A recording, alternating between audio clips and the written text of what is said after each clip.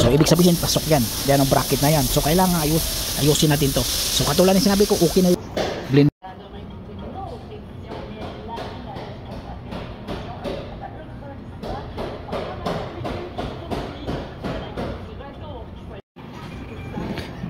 Bago yung bumper kabayan, yung sikanhan yung fender, yung sikanhan yung headlight,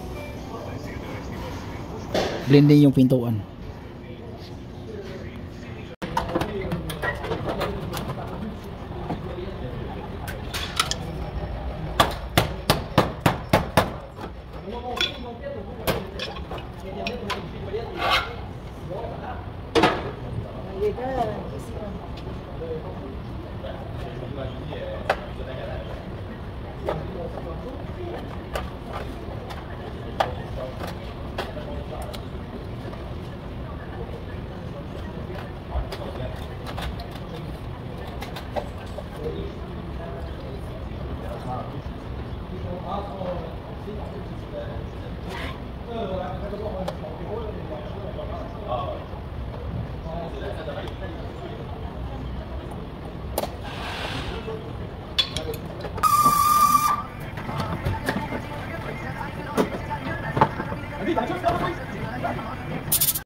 Ito kabayan, pumasok to, paluin lang natin to palabas. Taka ito din, na-bend din to siya, oh.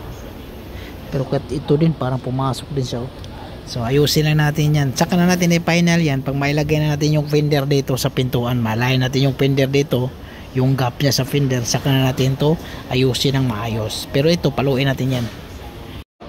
Kunting tips tayo dito kabayan, kasi dito kabayan, aksidente to dito, ha. Ito, nirepair natin yan. So ibig sabihin yan, wala sa ayos to.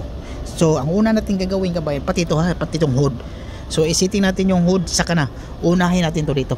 Yan, ilagay natin yung tornilyo dito, dito tornilyo dito, saka dito sa baba. So ibig sabihin yung pintuan saka ito okay na.